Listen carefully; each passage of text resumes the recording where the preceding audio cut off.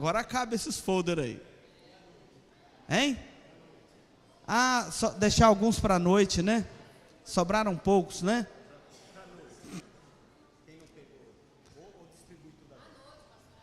Então vamos distribuir à noite. Muito obrigado, irmãos. E todos estão convidados. Chega na sua casa, você leu do seu pai, você não precisa de ganhar, né? Você leu do seu pai, da sua mãe, do seu avô, e conta aí com todos.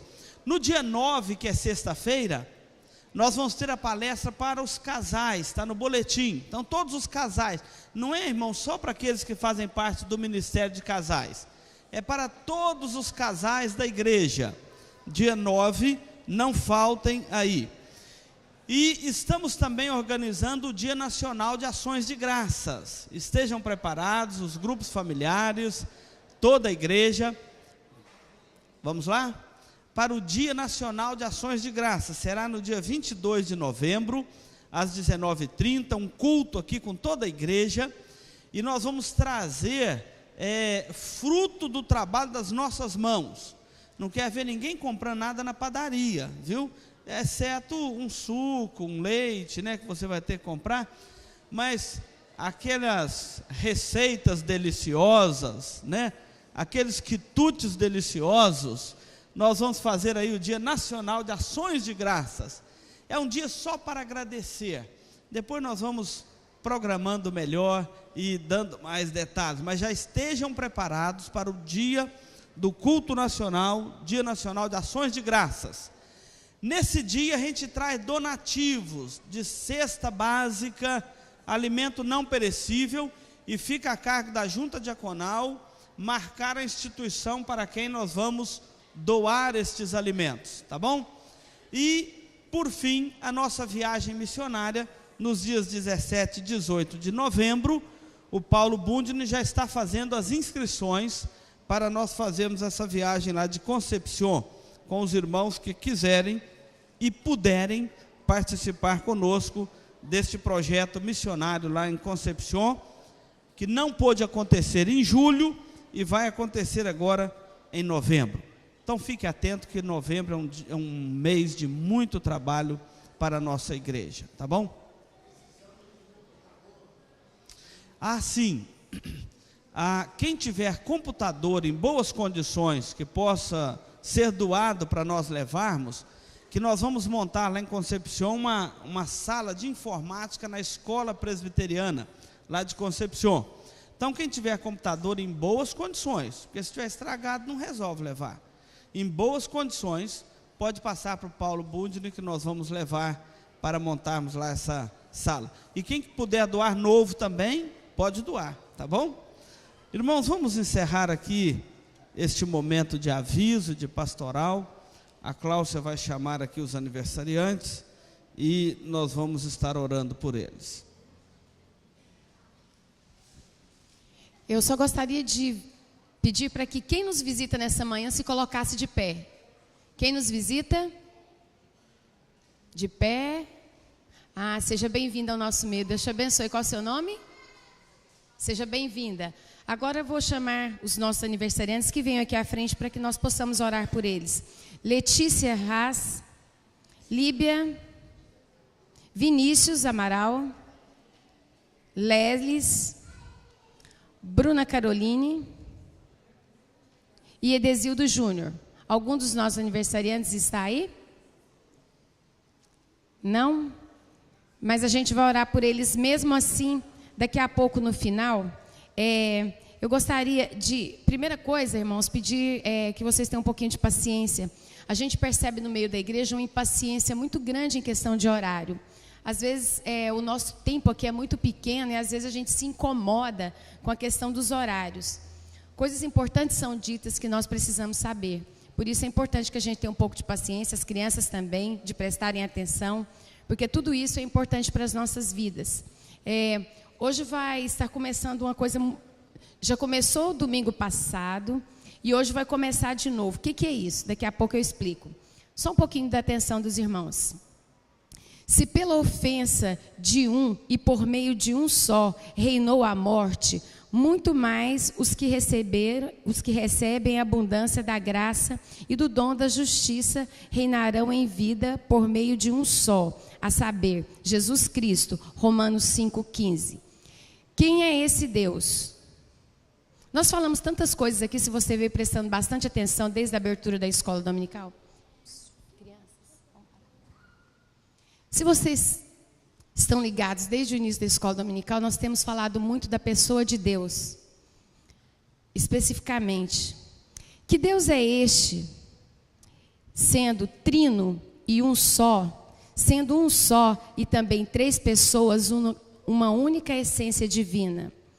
Quem é esse Criador de todas as coisas, soberano, infinito, imutável, insondável e que, no entanto, se faz amigo de criaturas tão limitadas como nós? Que Deus é este que está em toda parte, com toda a ciência e todo o poder e, no entanto, não interfere em nossos atos tolos? Por que nos concede tamanha liberdade? Que Deus é este que por meio de nós, que Deus é este que por nós demonstra tamanho amor a ponto de se fazer um de nós e assumir a nossa culpa em um castigo tão horrendo? Que Deus é este que concede ao homem, obra de suas mãos, o direito de uma nova criação, de tornar-se seu próprio filho, de compartilhar do seu espírito, de sua glória, de sua eternidade e até mesmo da sua habitação celestial. Eis o valor e a bênção de estudarmos teologia. Por meio dela, saberemos responder que Deus é este. Um estudo dessa natureza nos conduz não somente a um relacionamento íntimo e prático com o Senhor, mas também de um conhecimento realista de quem somos nós. A iniciativa de estudarmos esse tema não partiu dessa revista, nem da sua igreja, nem tampouco de você. Estudar esse tema é um desafio que a nós é dado pelo próprio Deus. Ele quer se fazer conhecido, quer nos conhecer e quer nos conceder bênção e de conhecê-lo como ele é de fato. Disse Deus por intermédio de Jeremias: se alguém quer se gloriar, glorie-se nisto, em me conhecer e saber quem eu sou, e faço misericórdia, juízo e justiça na terra, porque destas coisas me agrado, diz o Senhor. Então, domingo passado, os adolescentes da nossa igreja começaram o estudo sobre quem é esse Deus. E hoje os jovens também vão entrar nesse estudo teológico. Quem é esse Deus?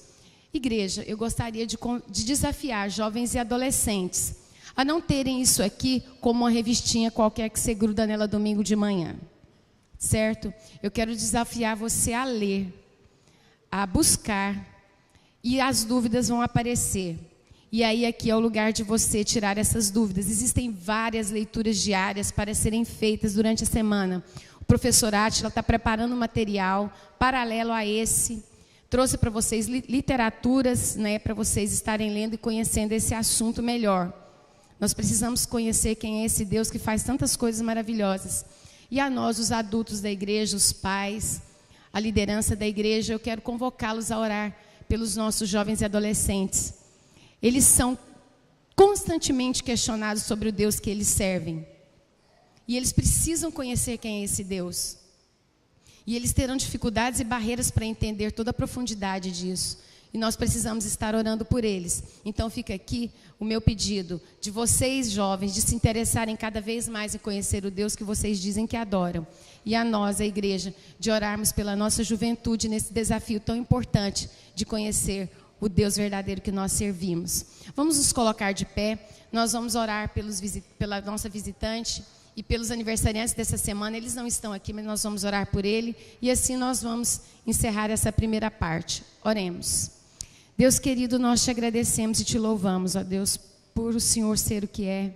E te agradecemos, ó Deus, porque em meio a tanta fragilidade, ó Deus, tanta tolice, o Senhor olha para nós com amor e o Senhor resolve nos resgatar. Muito obrigado, ó Deus. Eu quero te pedir, ó Deus, que o Senhor esteja habitando entre nós, nos encorajando, ó Deus, a te conhecer. Sabemos, ó Deus, que o desejo do teu coração é que nós estejamos cada dia mais perto de ti. E nós te pedimos a tua ajuda para isso, ó Pai. Eu quero te agradecer, ó Deus, pela vida da nossa visitante que está aqui. Que o Senhor possa também, ó Deus, estar na vida dela, agindo na vida dela, que ela possa confiar em ti. Aos nossos aniversariantes, ó Deus, nós queremos te pedir que o Senhor derrame toda sorte de bênção, saúde e alegria. Que eles possam, ó Deus, continuar alegres e firmes e confiantes em te adorar. Nós te agradecemos por essa manhã e te pedimos, ó Deus, concede a nós agora um bom estudo da tua palavra. Em nome de Jesus. Amém. Vamos para nossas salas. O pessoal do Primeiros Passos vai ficar aqui com o pastor Edward na sala do conselho, tá?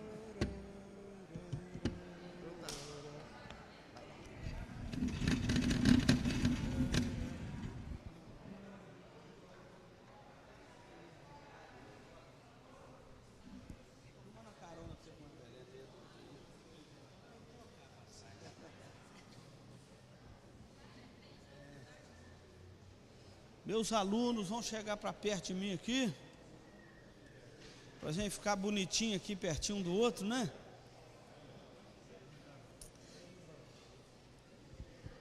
Aqueles que estão assim mais lá, eu estou chamando para chegar mais pertinho, que eu não estou enxergando de longe, não. É o problema do envelhecimento aqui.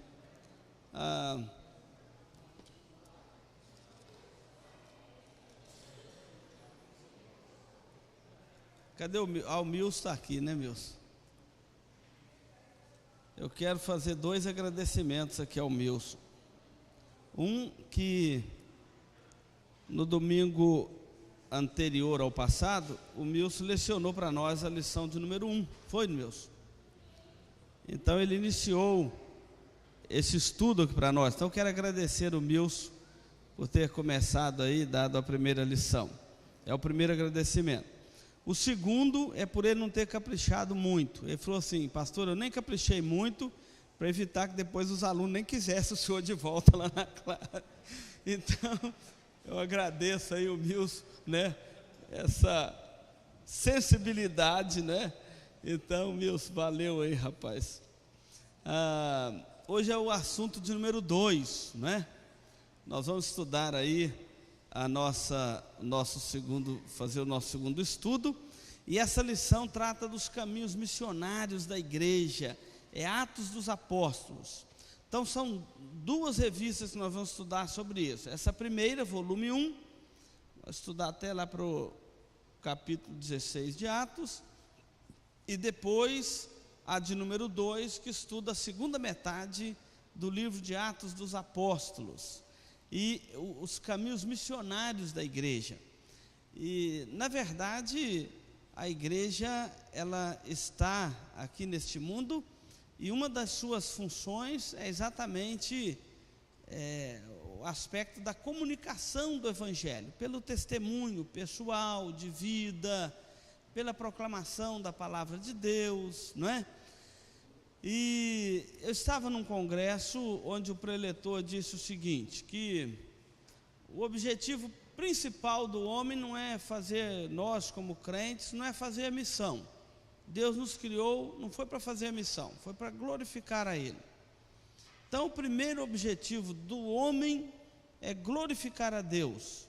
E o catecismo diz isso, né? A primeira pergunta do catecismo, qual o fim principal do homem? O breve catecismo responde, o fim principal do homem é glorificar a Deus e gozá-lo para sempre. Temos alegria no Senhor para sempre. Então a alegria da salvação é a alegria que nós temos no Senhor. Então o primeiro objetivo do homem é a adoração ao nome de Deus, tributar a Deus a glória que é devida ao seu santo nome, não é isso? Então nós não estamos aqui para fazer missões, nós estamos aqui para glorificar a Deus, é o primeiro ponto. Onde que entra missões na nossa vida? Aí o John Piper, ele diz o seguinte, que a missão da igreja entra quando eu percebo que o meu vizinho, ou o meu parente, ou o meu amigo, não está tributando a Deus a glória que é devida ao seu nome, porque todo homem deveria fazer isso, não é isso? Todo homem deveria adorar a Deus, somente a Deus. Aí eu vejo meu vizinho adorando a imagem, eu vejo um parente que não adora a Deus, aí entra a missão da igreja, a nossa missão. Por que que ele não está tributando a Deus a glória que todo homem deveria tributar ao seu santo nome? É porque às vezes ele não sabe disso. Então eu tenho que ir lá falar para ele que ele precisa de tributar a Deus a glória que é devida ao seu santo nome. Então lembra, a nossa prioridade, adorar a Deus, glorificar a Deus e desfrutar da sua companhia, da alegria, da comunhão com Deus para todo sempre. Se alguém não está fazendo isso, eu preciso de ir lá convencê-lo a fazer, porque ele está perdendo o tempo da sua vida. Hoje nós vamos falar sobre o crescimento integral da igreja. O que você entende por crescimento integral da igreja? É um assunto que precisa ser bem compreendido por esta classe e pela igreja. O que é crescimento integral da igreja?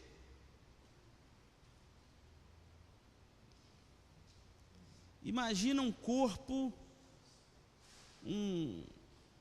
uma criança em crescimento, e ela cresce só o braço direito, o braço esquerdo não cresce.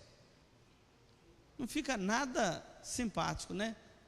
Eu tenho um irmão assim, ele teve uma paralisia infantil, ele cresceu só o braço direito, o braço esquerdo dele cresceu, mas não tem movimento, ficou diminuído, né? É o irmão caçula meu lá, o Cleiton. Então a gente vê assim que não está harmonioso, não é? Ou então um cidadão que o corpo fica pequenininho e a cabeça fica grande. Não é um crescimento adequado, não é verdade? Isso aí é patológico, né, doutor? É patológico. Então o crescimento ele tem que ser integral, todos os membros do corpo, né? Aí fala assim, o fulano tem um pé grande, depende, se ele tem o corpo grande, o pé tem que ser grande também, né? O duro é um sujeito pequenininho com aquele pezão de todo tamanho, né? E fica parecendo o Bozo, né? Lembra do palhacinho lá, o Bozo, né? Tinha um pé comprido toda a vida.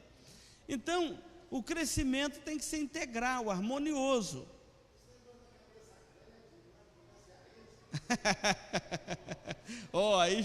Aí já virou implicância. Aí já virou implicância, né? Se alguém não pegou ainda a revista, temos algumas aqui para distribuir para aqueles que ainda não pegaram. Está lá, Sobidão, ali atrás, ali, ó, o Beto, lá, ó. Então vamos apresentar aí para quem não pegou ainda. Só vai fazendo isso aí cuidadosamente. Vamos ler o texto de Atos 2, crescimento integral. Então tem que ser o todo, não pode ser algo forjado, tem que ser aquele crescimento natural, espontâneo, constante, harmonioso. Esse é o crescimento integral. Atos 2, de 42 a 47. Você vai abrir aí a sua Bíblia e nós vamos ler este texto, para nós aprendermos com a palavra de Deus sobre esse crescimento integral da igreja. Vamos ler Atos 2, 42 a 47. Lembra que aqui é um estudo bíblico, é uma classe de escola dominical, é uma alegria para nós ter o aluno aqui, é uma alegria para o aluno participar de uma classe onde é a tribuna do crente, ele pode se expressar, falar, perguntar, participar, tá certo? É a oportunidade de tirar alguma dúvida, porque só a escola dominical que tem essa peculiaridade, né? Então aproveitem esse momento e entenda aqui a nossa metodologia da escola dominical. Vamos ler de forma responsiva. E perseveravam na doutrina dos apóstolos, na comunhão e no partir do pão e nas orações.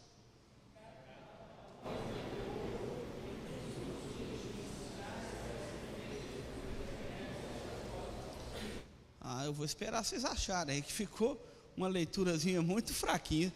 Parece que não tomaram café da manhã hoje não, né? Então, Atos 2, 42 a 47. Nós vamos manter essa primeira parte como ensaio e vamos começar de novo, porque você precisa de prestar atenção nesse texto, tá? Eu só estou fazendo isso pedagogicamente para você prestar atenção no texto. Eu quero que você preste atenção na perseverança, na doutrina dos apóstolos, na comunhão, no partir do pão, nas orações, né? Então vamos começar de novo. E perseveravam na doutrina dos apóstolos e na comunhão, no partir do pão e nas orações.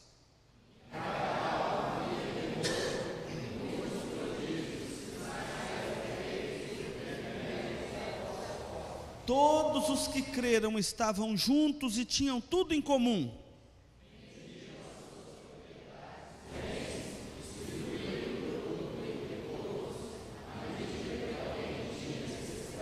Diariamente perseveravam unânimes no templo, partiam o pão de casa em casa e tomavam as suas refeições com alegria e singeleza de coração.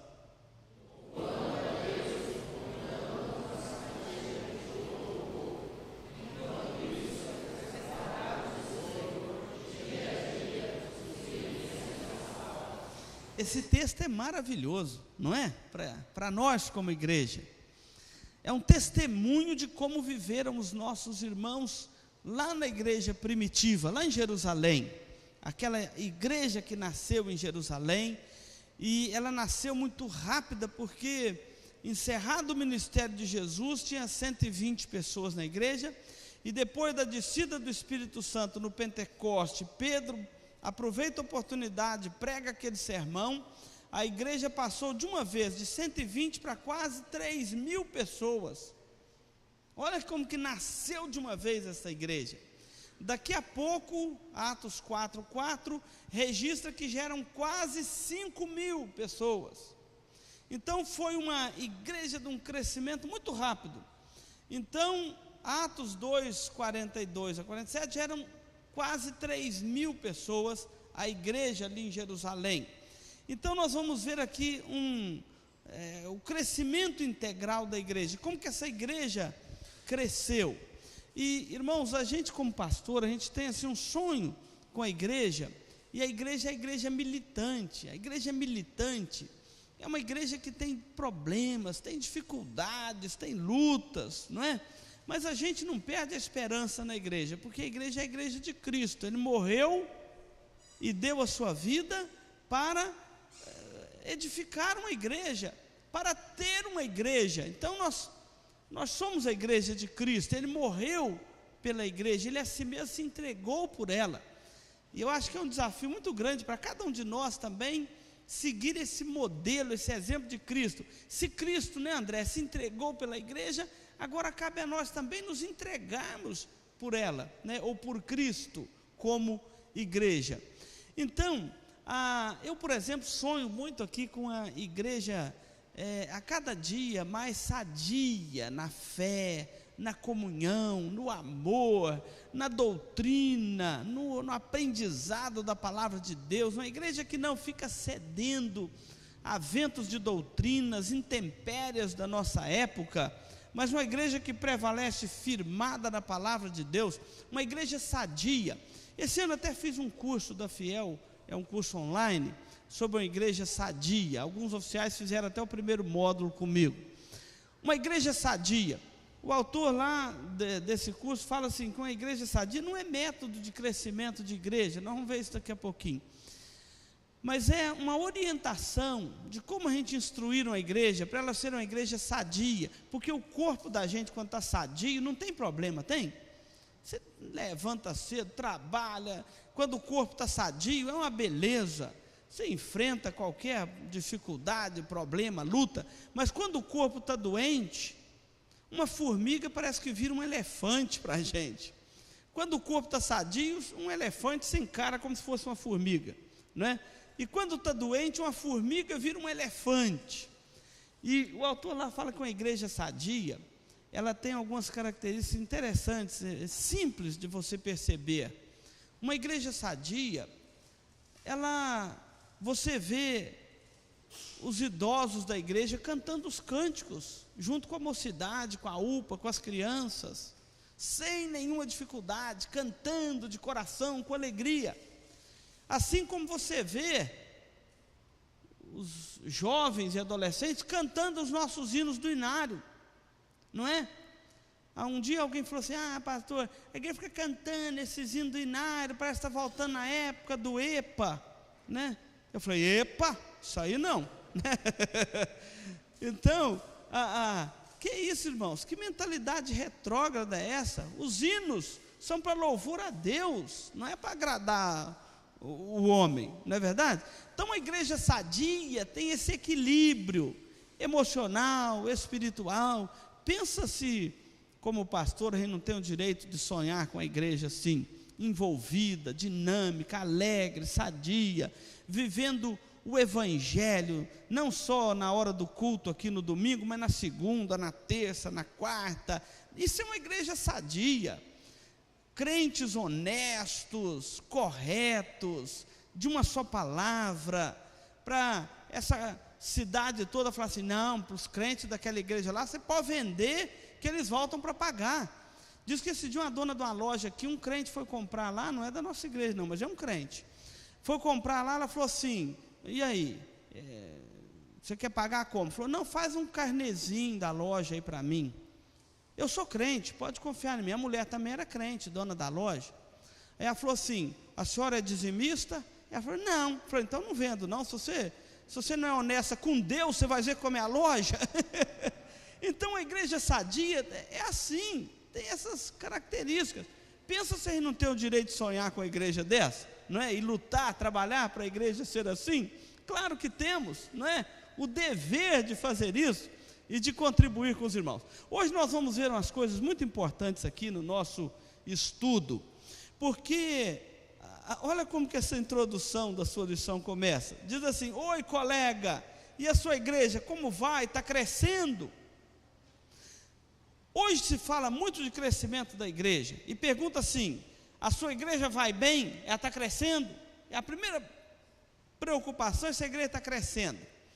E nós temos visto, irmãos, alguns colegas pastores pelo Brasil afora, que em nome do crescimento da igreja, ele vende a alma, ele faz qualquer coisa, ele vende a consciência, vende a alma, vende os valores, deixa a palavra de Deus em segundo plano. Me lembro uma vez fomos disciplinar um pastor na nossa região por causa disto, e ele dizia o seguinte, não, para crescer a igreja eu faço qualquer coisa, se tiver que levar o palhaço tico-tico no fubá, eu levo o palhaço lá para crescer a igreja, eu faço qualquer coisa. Quer dizer, será esse o método? Será essa a mentalidade da igreja? E então, quando nós fomos tratar com ele, ele falou assim, não, esse negócio de doutrina é secundário, nas coisas secundárias a gente tem que ter liberdade. Quer dizer, a doutrina é secundária? Olha na sua Bíblia, você acabou de ler. E perseveravam em quê? Na doutrina dos apóstolos. Como que é secundário? A igreja vai abandonar a palavra de Deus em nome do crescimento e dizer, não, isso é secundário, isso é arcaico. Você vai deixar aquilo que é prioridade como secundário? Então, nós vivemos a era que se propõe muito métodos de crescimento de igreja e que desconsidera os preceitos da palavra de Deus. Eu vou citar um para não ficar falando aqui nas entrelinhas. Passou, eu vou falar um até que já passou, um método de crescimento de igreja chamado G12. Quem ouviu esse nome já alguma vez na vida? G12. Parecia que a igreja que não se aderisse ao G12 estava em pecado, não é? A igreja, ela era arcaica, ela era medíocre, e a ideia era o G12, e esse movimento era um vento de doutrina herético. Eu louvo a Deus pela vida da nossa igreja. No ano de 2000, nós estávamos numa reunião da Comissão Executiva do Supremo Concílio, em Curitiba, no Paraná, aqui, e a igreja se posicionou contra o G12 e orientou todas as igrejas presbiterianas do Brasil que estivessem namorando esse movimento, que rompesse com o namoro. Rompesse com o namoro. E orientou os concílios a orientar as igrejas a não aderirem ao G12, que era um método de heresia. E eu vou falar a mais grotesca das heresias do G12. Ela destruía essa estrutura de igreja aqui, montava uma outra estrutura, e a maior heresia dela era perdoar a Deus. Ela, nos acampamentos, era tudo assim muito misterioso, só podia falar que foi tremendo, e era uma lavagem cerebral que fazia na pessoa, e uma das coisas que orientava era para perdoar a Deus. André, perdoar a Deus. Isso não te cheira uma heresia, não, irmão. Você não precisa ser teólogo para entender isso, não. Não te cheira uma heresia um negócio desse, não. Você acha que você pode perdoar a Deus de quê? O que Deus errou contigo? O discurso era muito bonito e muitos irmãos sinceros caíram no conto do G12. O discurso era o seguinte, tipo assim: olha, Adalto, sabe aquela oração que você fez a Deus lá atrás, pedindo para Ele curar sua filha, e Ele não curou sua filha, você ficou revoltado com Deus naquele momento, e você, porque Deus não atendeu a sua oração, você queria um carro novo, Ele não te deu, queria que Ele curasse sua filha, Ele não curou, queria que a sua colheita fosse boa e não foi. Lembra que você ficou revoltado com Deus? É por isso que você não está prosperando. Então você tem que perdoar a Deus daquelas coisas que Ele não te deu, para você poder liberar a sua alma. Você tem que liberar perdão. E esse termo liberar perdão veio desse movimento G12. E ele ficou, de vez em quando a gente ouve algum irmão falar, tem que liberar perdão, né? Então, é um termo, uma terminologia que o G12 deixou no nosso meio e foi embora. Então, era um método de crescimento da igreja, e ele era um método audacioso, estilo alguns métodos de venda, importado dos Estados Unidos. Você monta uma equipe aqui, essa equipe monta uma outra, uma rede, esse sistema de rede, como a Amway e outras que você já deve ter tido conhecimento, e outros que perambulam por aí. Então, esse método de rede, tudo é muito assim, aparentemente descobriu a roda, encontrou o jeito de crescer a igreja igual Atos dos Apóstolos, de 120 para 3.000, de uma pregaçãozinha assim de Pedro, né? Então, é tudo que todo mundo queria. Pensa que eu não queria isso? Fazer uma pregação aqui, promover um avivamento nessa cidade, e Dourados todo via para a nossa igreja, a gente tem que criar igreja em tudo quanto é rua e beco aqui de Dourados para caber o povo. Era tudo que a gente queria, mas por um método você vai, não é por aí. A palavra de Deus não ensina assim. Você queria?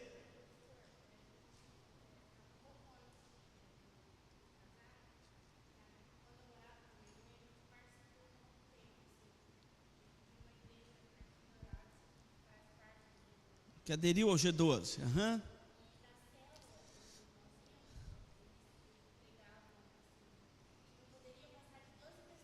Aham.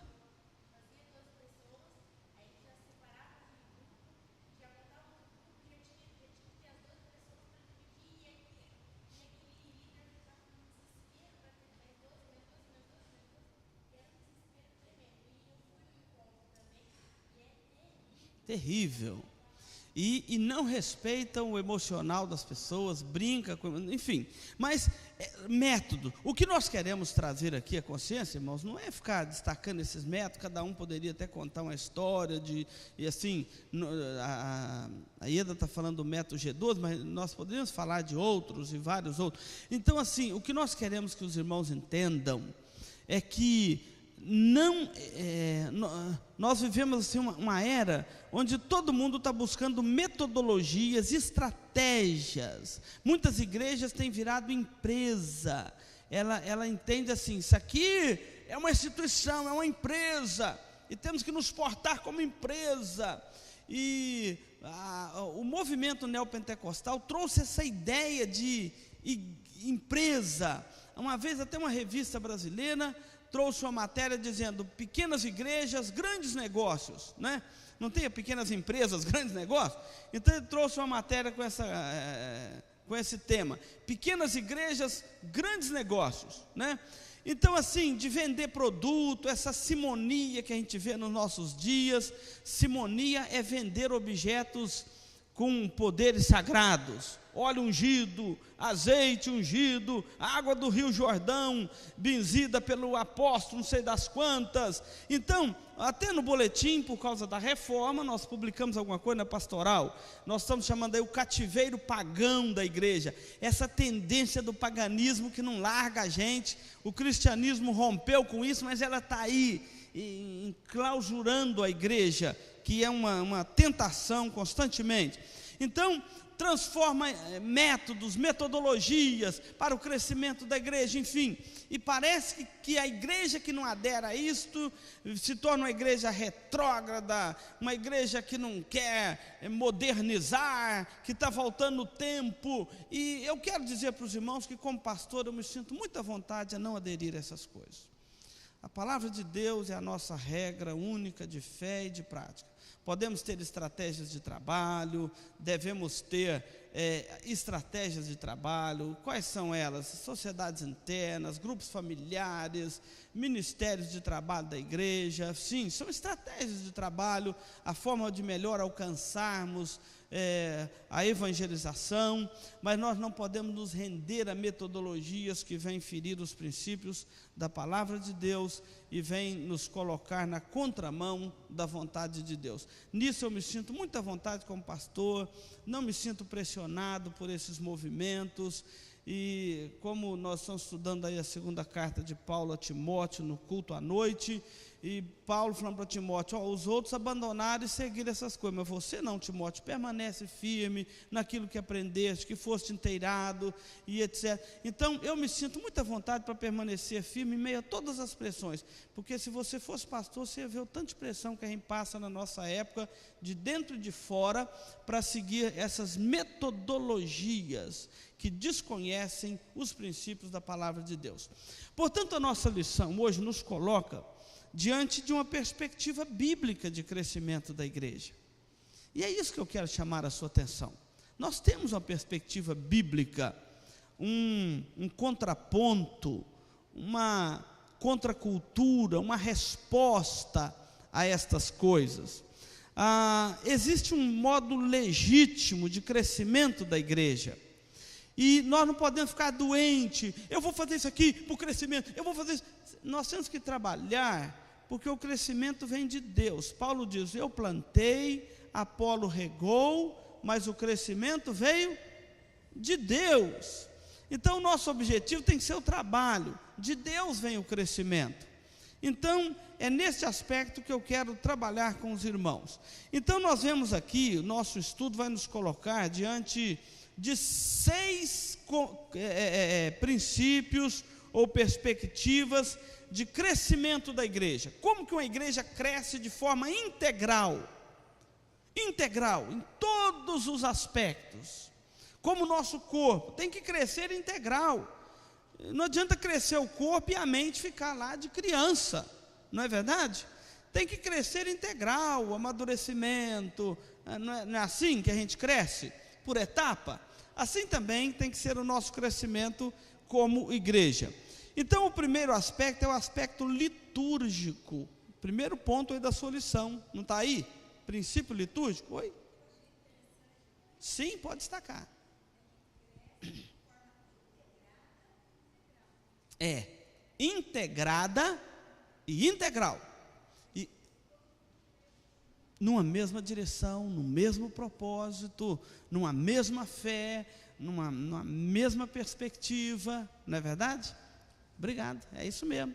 A Adriana está lembrando aqui que a lição ali na introdução fala integrada e integral.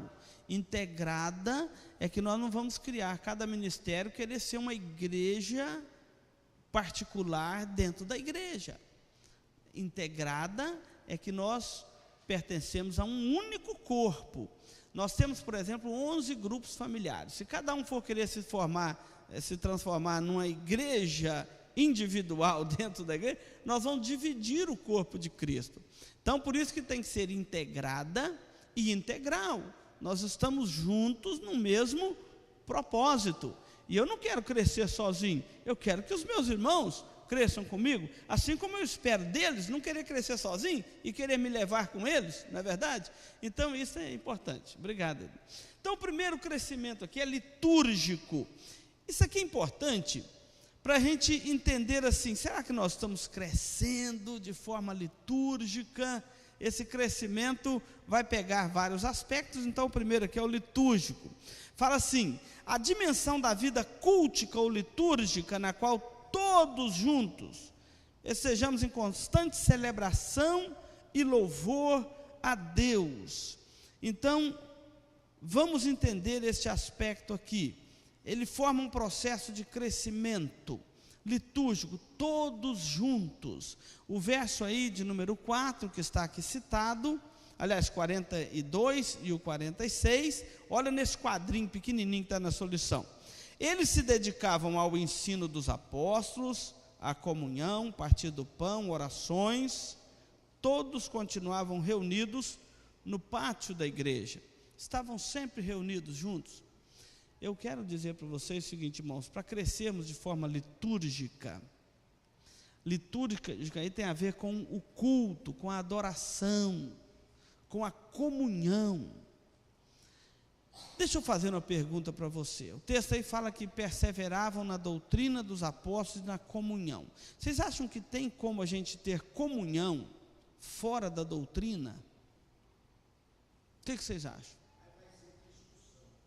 Aí discussão e não comunhão, né? Vai ser um dando cotovelada no outro, não é assim? Cada um quer defender a sua. A comunhão nasce da doutrina, irmãos. Quando a gente vê alguns crentes modernos dizendo assim, Senhor, livra-nos das doutrinas, não aguenta esse negócio de doutrina. Isso só demonstra a enfermidade espiritual da pessoa. Não tem como nós termos comunhão se não for na doutrina. Quando nós comungamos a mesma fé, os mesmos valores, os mesmos princípios, nós temos prazer em conversar um com o outro. Quando não comungamos, a gente tem tristeza de conversar um com o outro, a gente está sempre discutindo, nunca chega no mesmo ideal, não é verdade? Isso é igual marido e mulher que não combina nas coisas, nos valores da família, nas coisas da casa, vão estar sempre discutindo. Então tem que ter comunhão na doutrina para desfrutar da comunhão, da oração, do partir do pão, não é assim? E ter prazer em estar reunidos. Então aqui, eu acho que tem um aspecto aqui que nós precisamos de considerar, porque o crescimento da vida de celebração e liturgia da igreja era caracterizado por um engajamento intencional e persistente de cada cristão no ensino dos apóstolos e a palavra de Deus na centralidade, a centralidade do ensino dos apóstolos e a centralidade da palavra de Deus. O crescimento que eles tinham na comunhão, porque todas as vezes que eles reuniam, não reuniam um grupinho, reuniam todos. Será que nós não estamos precisando crescer liturgicamente aqui na igreja? A nossa escola dominical com 280 alunos e o nosso hall de membros com 400 e poucos, não está precisando de crescer na liturgia, na comunhão, estarmos todos reunidos, não é alguns reunidos, mas todos. Lembra daquele ditado dos antigos que dizia que a brasa longe do braseiro, ela se transforma em carvão, vira carvão, apaga. Sempre foi falado isso, e até cinza, né? Se o carvão não for bom, vira cinza, né? Por que nós temos essa necessidade litúrgica, de estarmos sempre reunidos? É porque nesta comunhão nós nos fortalecemos. Olha, se toda a igreja estivesse aqui agora ouvindo estas coisas que vocês estão ouvindo, não seria um amadurecimento geral de toda a igreja? Hein? Não seria um crescimento litúrgico? Aí diz que eles estavam todos, não eram alguns, foi lá uma meia dúzia de representantes, não, todos reunidos.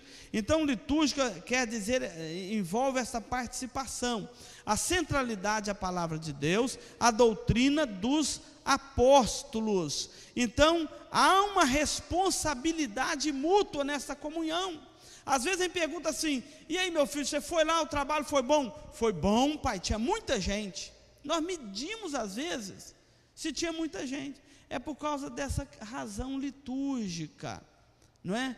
Não é porque tinha muita gente foi bom, mas sempre a gente mede por isso, porque o ideal é todos, e quando vamos todos, um encoraja o outro, não é assim? Então, essa litúrgica, se fala muito hoje de liturgia. Um dos problemas que a igreja enfrenta é a questão relacionada à liturgia. Muitos pensam que liturgia é o programa de culto, se vai ter corinho, se vai ter hino, se vai ter mais leitura, se vai ter mais oração, e confunde liturgia com programa de culto. Liturgia é muito mais do que programa de culto. A gente chama programa de culto também de liturgia, mas liturgia, irmãos, é a nossa vida de obediência a Deus o tempo todo. Algumas vezes já falei aqui na igreja, quando encerra o culto, irmãos, aqui encerra a liturgia do culto, mas continua a liturgia da vida. A liturgia da vida não pode parar. A do culto é o programa ali que encerra, mas a da vida não pode parar, não é verdade? Então, esse tempo todo, então a liturgia da vida, não apenas um programa de culto, não apenas assistir um trabalho da igreja, mas vocês podem ver os membros mais fervorosos, os membros da igreja que mais crescem espiritualmente, são aqueles que estão sempre reunidos. É o crescimento litúrgico. Esses amam a igreja, esses não falam mal da igreja, não ficam difamando a sua própria igreja, estes amam estar juntos com a casa do Senhor e com a família do Senhor, esses crescem. Então, para o seu bem, esse princípio da liturgia faz parte da sua vida integral, de um crescimento integral, porque não adianta falar assim: eu dou meu dízimo, não é? Não é um crescimento integral. Eu vou no domingo, não é um crescimento integral, não é? Então, a liturgia, ela é bastante abrangente aqui nesse aspecto. Alguém quer destacar alguma coisa desse primeiro ponto?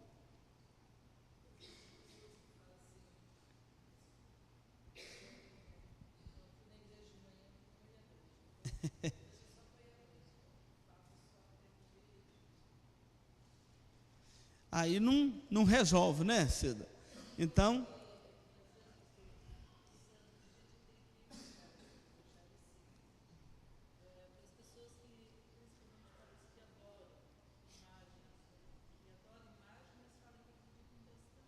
uhum.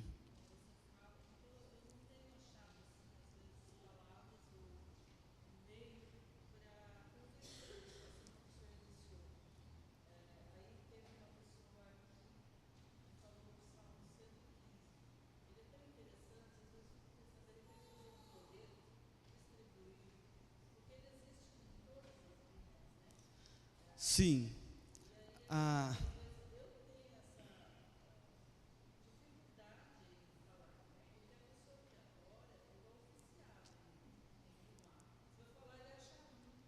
acha ruim. Aliás, a gente tem que saber abordar esses assuntos, porque senão, em vez de a gente estar evangelizando, a gente está ali só para confrontar religião. E evangelizar não é confrontar religião. Evangelizar é levar as boas novas e tal, né? Então, isso é um aspecto assim que a gente tem que ter muito zelo, que às vezes a gente espanta em vez de estar atraindo para o evangelho.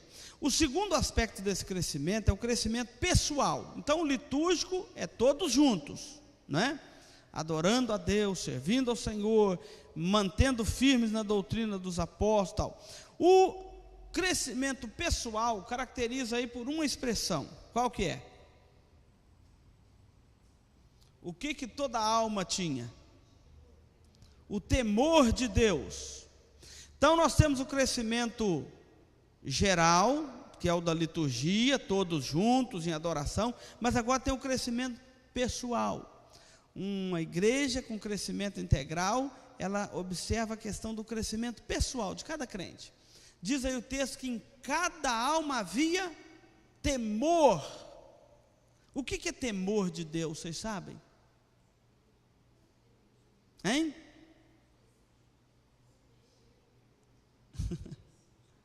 Eu não ouvi. O que é o temor de Deus? Alguns traduzem temor como medo. Então não tem que ter medo de Deus. Seria isso? Hein?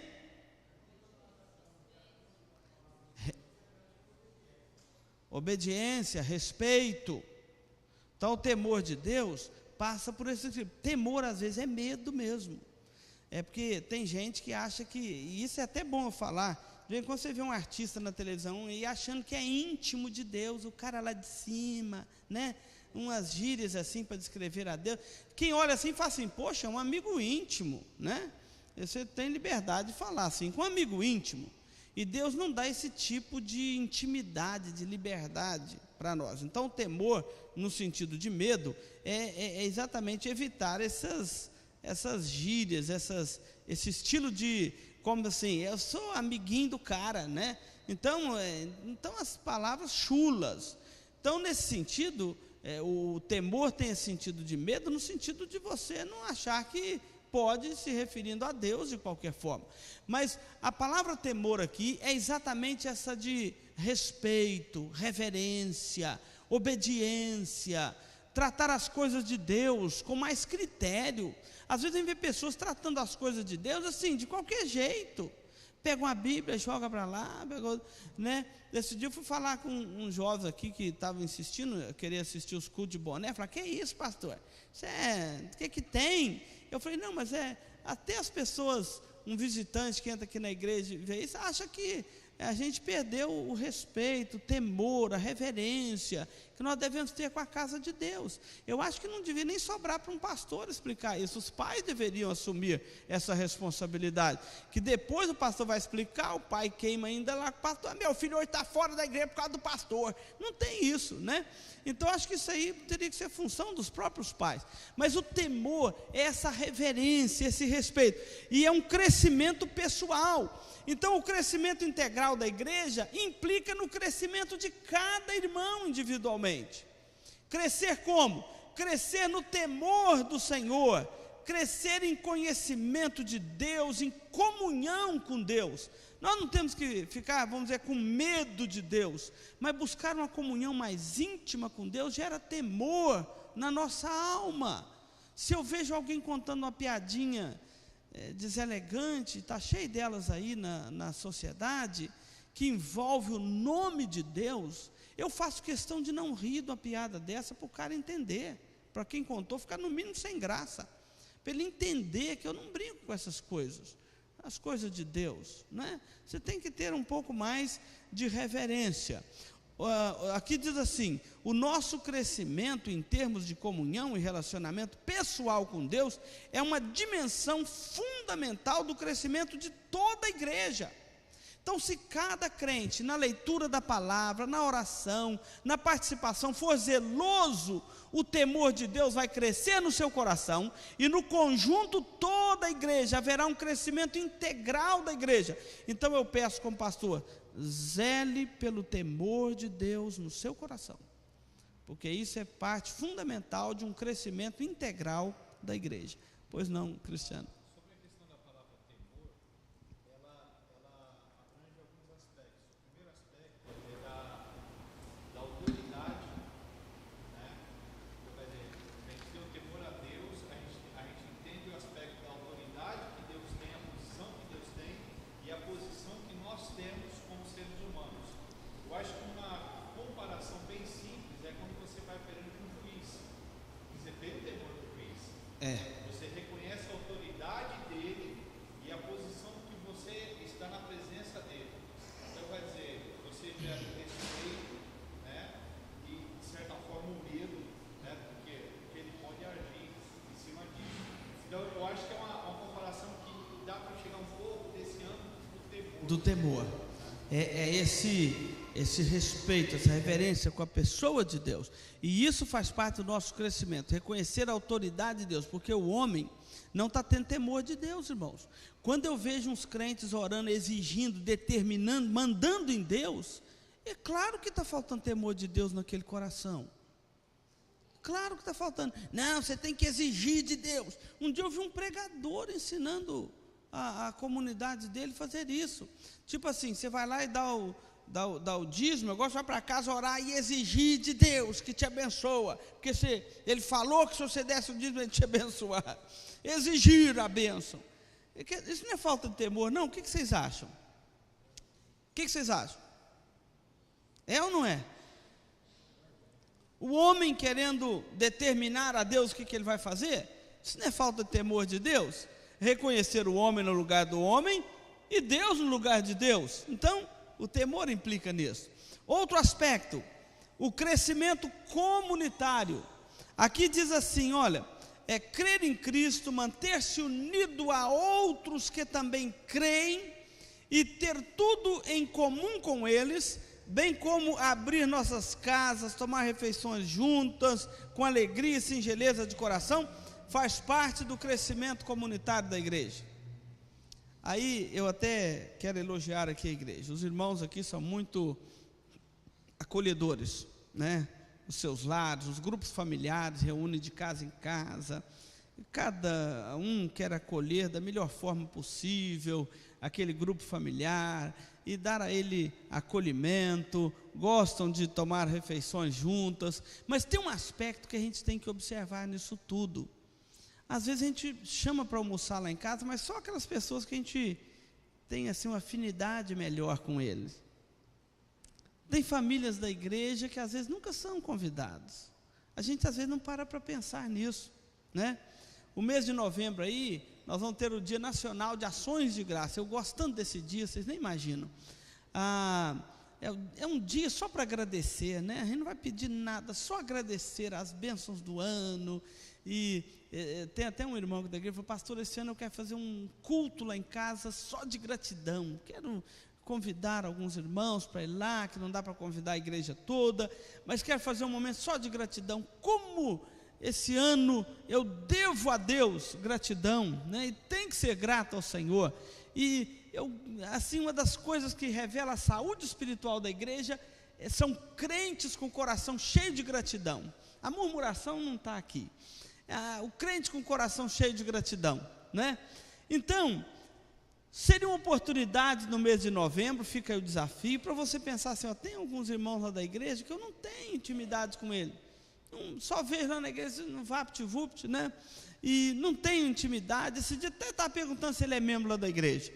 Quem sabe não era esse que você precisava de chamar lá na sua casa, para ter comunhão com ele, fazer alguma coisa lá, um cafezinho, um almoço, uma janta, e confraternizar com ele.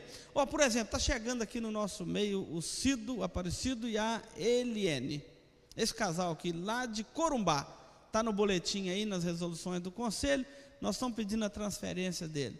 Eles estão chegando aí, às vezes fica no nosso meio e não sabe o que eles vieram fazer aqui em Dourados, né? O que eles fazem,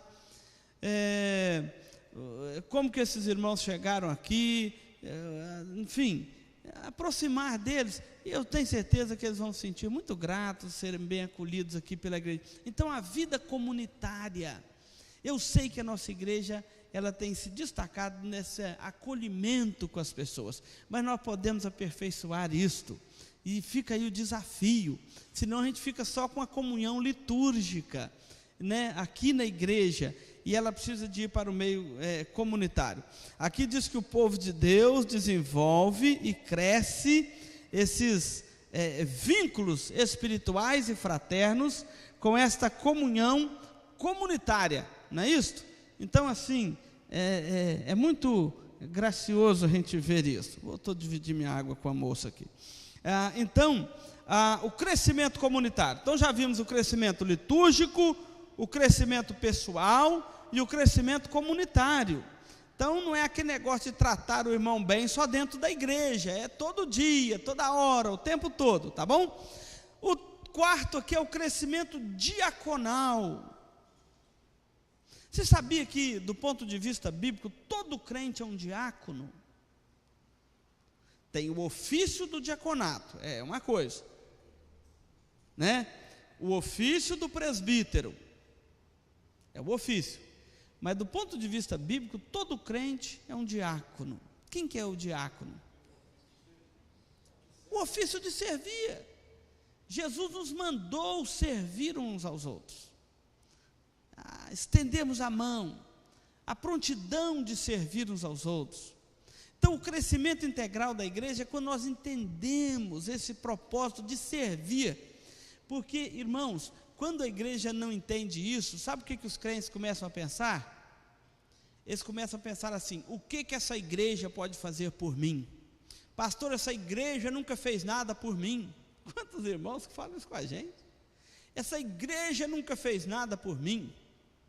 Quer dizer, será que esse irmão compreendeu direitinho o propósito da vida cristã? Porque o nosso ideal é aquele assim: o que eu posso fazer pela minha igreja? E não o que a minha igreja pode fazer por mim. Aqui é o crescimento diaconal. Quando nós entendemos isso, o que eu posso fazer pela minha igreja? O que eu posso fazer pela igreja de Cristo, aqui nesse local onde eu congrego, onde eu reúno? O que eu posso fazer pela igreja? Porque enquanto a gente tiver essa mentalidade, o que a igreja pode fazer por mim, nós vamos estar sempre insatisfeitos com alguma coisa. Vamos estar sempre achando que fez pouco, não é? No dia que nós entendemos o que esta igreja pode fazer por mim, está tudo errado. O que eu posso fazer por esta igreja? Então, o crescimento diaconal significa isso, distribuir. Aqui fala que eles cresceram em sua preocupação e em seu envolvimento concreto com as necessidades dos demais irmãos, com as necessidades uns dos outros. E aqui eu quero destacar um aspecto, irmãos. Essa necessidade não é só física, essa necessidade é também espiritual. Às vezes tem famílias na igreja que você não precisa levar para ele cesta básica, você não precisa levar para ele remédio, ele não está precisando dessas coisas, ele está precisando de uma conversa, de uma oração, de uma amizade, não é verdade? São carências que nós temos. Ele está precisando de um diálogo, ele não está precisando de nada material. Então, que Deus nos livre daquela ideia de que eu dei 1 quilo de macarrão para a junta diaconal distribuir para os irmãos e que eu já fiz a minha parte do mês, né? Seria muito fácil isso. Fácil demais comprar uns 3 quilos de macarrão e trazer para a junta diaconal, não é não? Fala a verdade. Qualquer um de nós tem condição de fazer isso. Mas as necessidades diaconais são necessidades muito mais do que apenas uma cesta básica, tá certo? Entenderam aqui? Olha o crescimento integral da igreja, litúrgico, pessoal, o que mais que nós falamos aí? Hein? Comunitário, né? Da vida comunitária da igreja, de diaconia, de servirmos uns aos outros, mas não com a mentalidade, o que a igreja pode fazer por mim, mas o que eu posso fazer pela igreja, para o crescimento da igreja, para o desenvolvimento da igreja. Isso é um aspecto chamado da igreja pastoreando uns aos outros. Não pode esperar só do pastor, do conselho, da junta diaconal, porque o pastoreio da igreja, irmãos, não é sacerdotismo na pessoa do pastor, é o conjunto de oficiais da igreja. Mas quando a igreja entende esse aspecto diaconal, os próprios irmãos se pastoreiam, eles visitam uns aos outros, eles vão visitar um que está enfermo, eles vão levar uma palavra de consolo para o outro que está sofrendo, que perdeu um ente querido, ou que está com algum problema na casa. Não fica esperando isso, eles, os próprios membros, pastoreiam uns aos outros. Isso é diaconia, o nosso servir uns aos outros. O outro aspecto desse crescimento é crescimento em credibilidade. Aqui eu quero chamar a sua atenção. Irmãos, nós estamos a melhorar a credibilidade da igreja no Brasil. A igreja evangélica no Brasil, ela já teve uma credibilidade muito maior do que tem hoje. Vocês concordam comigo? Quando dizia isso aqui é um crente, falava muita coisa com a palavrinha desse tamanhozinho. Hoje, quando fala assim, isso aqui é um crente, não falou muita coisa. Às vezes até atrapalha. Quando chegar alguém na sua empresa para pedir trabalho, viu, parecido? Chega lá, eu sou um crente. Você pode ir com jeito. Quando ele chega arrojando isto, são aqueles que mais vão te dar trabalho. Para se promover, para ganhar uma credibilidade. E depois você vai ver, as coisas não são as melhores. Lá em Juiz de Fora, entrou um moço com a Bíblia, conhecido nosso, para visitar uma pessoa. Quando ele saiu, entrou 2 enfermeiros atrás, que estavam vigiando ele. Falou assim, com o doente: você conhece esse homem? Vê aí se ele não levou nada seu. Ele não te passou óleo, não? Dentro do hospital, lá em Juiz de Fora, um moço de Carangola. Então, olha a credibilidade, está em baixa. Nós precisamos melhorar a credibilidade dos crentes no Brasil. E eu falo isso com tristeza, irmãos. Pastor não tem uma classe mais terrível. Vou levar minha carteirinha de pastor ali, comprar um carro ali na loja e ver se vocês me vendem. Não, eu sou pastor. Se financia para mim. Eu falo isso com vergonha. Um dia eu tive que falar com o moço, dono da concessionária. Ele só estava fazendo um trabalho lá. Ele falou assim, quando eu falei com ele que eu queria me vender um carro, eu falei, eu sou pastor. Ele desanimou, já não queria mais vender o carro. Ele falou, você é pastor? Pastor ganha bem. Eu falei, de qual pastor o senhor está falando? Porque se for da Igreja Presbiteriana do Brasil, não, aí é diferente. Mas não adianta, irmãos. Está faltando credibilidade. E a culpa é nossa, não é dos outros não. Paulo diz que o nome de Cristo tem sido difamado entre os incrédulos por vossa causa. O problema é nosso, não é deles. É claro que o ímpio adora falar de crente. Isso aí é uma realidade que nós não podemos ignorar. O ímpio adora, ele gosta demais de falar de crente.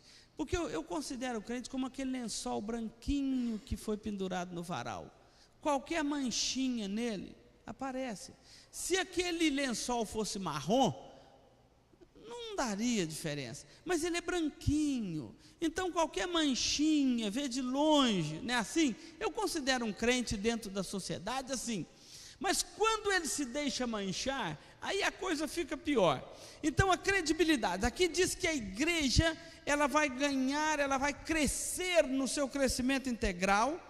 E à medida que ela vai crescendo, ela vai ganhando credibilidade. O texto aqui diz assim, louvando a Deus e contando com a simpatia de todo o povo. Nós precisamos de ganhar a simpatia do povo.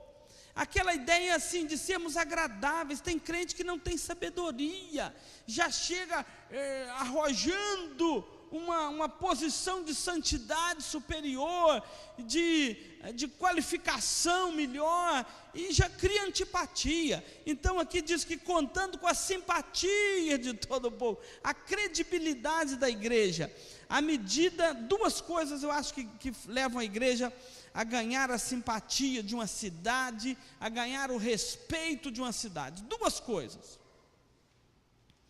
A primeira é a sua identidade. Quanto mais clara for a identidade da igreja, mais ela ganha o respeito das pessoas. Por exemplo, nós somos uma igreja presbiteriana do Brasil, de linha reformada, essa é a nossa identidade. Então não adianta ficar querendo parecer o que nós não somos. Você já viu pessoas que querem parecer o que não é? Você gosta de conviver com pessoas que gostam de parecer o que não é? Gosta? Eu também não. E a sociedade também não. A igreja é presbiteriana, mas está tentando imitar tudo enquanto é coisa. Afinal de contas, aquela igreja lá é o quê? Ela não zela pela identidade dela. Então, quanto mais clara é a identidade da igreja diante da sociedade, é uma forma dela ganhar o respeito, a simpatia da sociedade. Porque uma coisa é certa, eu posso não concordar com a posição do Arnaldo e com a opinião dele, mas eu sei respeitá-lo. O duro é mexer com a pessoa que não tem posição. O duro é mexer com a pessoa que você não sabe a cor do sujeito. Não é verdade? Eu posso muito bem conviver com todos os meus irmãos aqui de Dourados, pentecostais, neopentecostais, eu posso conviver, mas eu não preciso de perder a minha identidade por isso. Então, quanto mais clara a identidade da igreja, mais ela ganha a credibilidade do mundo. E a outra coisa é o testemunho dos crentes no meio da sociedade. Não, trabalha comigo uma pessoa crente lá da igreja tal lá, é uma pessoa que merece o meu respeito.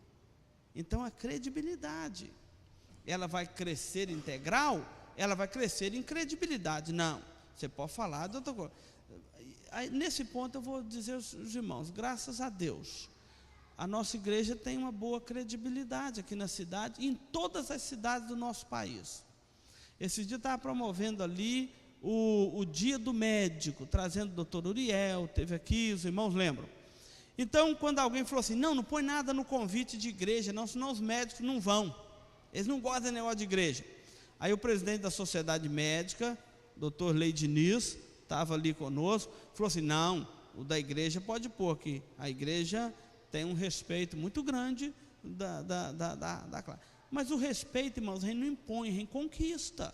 Então a credibilidade a gente tem que conquistar com o nosso testemunho, não é? Com a nossa postura, com as nossas palavras, e ganhar a simpatia dessa cidade onde nós temos que pregar o evangelho. E por fim, o crescimento missional, que é o cumprimento da nossa missão. Aqui vai dizer assim, enquanto isto, o que acontecia? Enquanto isto, acrescentava-lhes, dia a dia, o Senhor acrescentava, dia a dia, os que iam sendo salvos. Então, o que eu quero dizer aqui na nossa conclusiva? Eu quero dizer que nós não temos que ficar aqui numa neurose de crescimento de igreja. Não, pastor, tem igreja aí fazendo isso e aquilo e está crescendo. Nós não precisamos ficar nessa neurose. Nós temos que cumprir o nosso papel. O crescimento litúrgico, o crescimento pessoal, o crescimento diaconal, o crescimento comunitário, que é o amadurecimento da igreja. Enquanto isto, o Senhor vai acrescentar dia a dia os que vão sendo salvos. Calvino fala uma coisa sobre o trabalho muito interessante, e aqui cabe como ilustração. Calvino disse o seguinte: o salário não pode ser o principal objetivo do trabalhador. O principal objetivo do trabalhador tem que ser cumprir a sua vocação, ou seja, fazer o trabalho bem feito. O salário tem que ser uma consequência do nosso trabalho, e não o objetivo primordial do nosso trabalho. Imagine, você contrata uma pessoa para trabalhar para você, que você sabe que só quer o seu salário do fim do mês, não quer fazer o trabalho. É por isso que a Bíblia dá a medida justa: ao que trabalha, o salário não é favor. Um dia eu perguntei, beneficia o patrão ou o empregado, essa porção da Bíblia? O que vocês acham? Ao que trabalha, o salário não é favor. Está a favor do patrão ou do empregado, a palavra de Deus? Dos dois. Porque ao que trabalha, ninguém precisa falar, estou fazendo um favor de te pagar o fim. Não, ele fez jus àquele salário dele. Agora, ao que não trabalha, pagar um salário para ele é desonesto, não é verdade? Então, com respeito ao crescimento da igreja, é a mesma coisa. Quer dizer, eu não vou trabalhar em troca do salário, eu vou cumprir a minha vocação, o salário é uma consequência. Eu não vou ficar aqui com a neurose, fazer isso, aquilo para o crescimento da igreja, não. Eu vou cumprir a vocação da igreja, porque o crescimento é uma consequência natural. Ela vem de Deus, é a única vez que fala assim, essa parte aqui vem do Senhor. Até aqui está mandando congregar, crescer individualmente, não é? Crescer de forma diaconal, servindo uns aos outros. Enquanto isto, a bênção do céu vem sobre a igreja, e aí é o crescimento integral da igreja. Eu espero que tenha ficado assim claro para nós.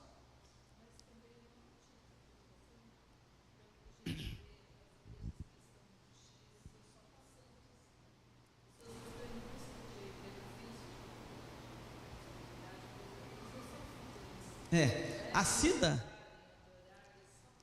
vocês não ouviram atrás, mas a Cida está citando aqui que as igrejas que estão aderindo a esses métodos de crescimento forçado, as pessoas estão passando por lá, e são pessoas que estão só atrás da bênção. Enquanto achar a bênção, fica ali. No dia que não achar, também sai dali, né? Então, porque não está tendo o crescimento integral. O crescimento integral nos faz fortalecer, formar os nossos filhos, fazer geração, né? É muito gostoso quando você chega dentro de uma igreja e vê famílias historicamente ali firmes, congregadas, trazendo as suas gerações. Aí tem o crescimento natural, que são os filhos que nascem, o crescimento espiritual, que são aqueles que são evangelizados. Ela vai aderindo por essas duas vertentes de crescimento da igreja, aqueles que vão se convertendo e aqueles que vão nascendo no nosso meio, das nossas famílias, né?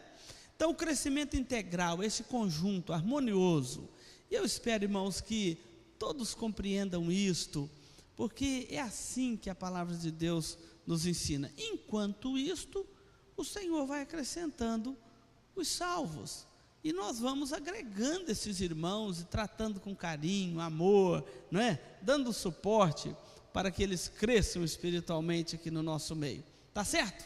Está na hora de encerrar ali pelo relógio, e já tem uns irmãos fazendo cara de fome para o meu lado aí, para ver se eu entendo. Eu já entendi, né? Começar a agredir o horário aqui, os irmãos começam a fazer uma cara de fome assim para o meu lado. Beleza, faz parte. Vamos ficar de pé, vamos orar, encerrando aqui. Está aqui conosco o meu sogro, sou bem-vindo, né? O pai da Senilson vai viajar de volta para Carangola amanhã, e nós o recebemos aqui com alegria na nossa classe hoje, da escola dominical. A outra visitante que estava aí, parece que ela não está conosco aqui na classe, deve estar em alguma outra classe. Vamos orar então para encerrar aqui. Eu vou pedir a nossa irmã, dona Sônia, para estar orando para nós. Senhor Deus, nós te agradecemos por esse dia, ó Pai. Te agradecemos pela mensagem, pela nossa escola dominical, Pai. Que o Senhor esteja abençoando cada um de nós aqui presente, nossos familiares, Pai. Que o Senhor nos dirija a nossos lares, Pai. Que o Senhor nos conduza com segurança, Pai. E nos retorne à noite para assistir o culto da Tua palavra, Pai. Te pedimos também pela SAF hoje, que tem reunião, que o Senhor esteja direcionando as irmãs a virem, Pai. Que o Senhor esteja nos abençoando. Em nome de Jesus. Amém. Irmãos, está encerrada a nossa escola dominical. Um bom almoço para todos. Espero todos aqui à noite com visitas. Traga visitas para o culto.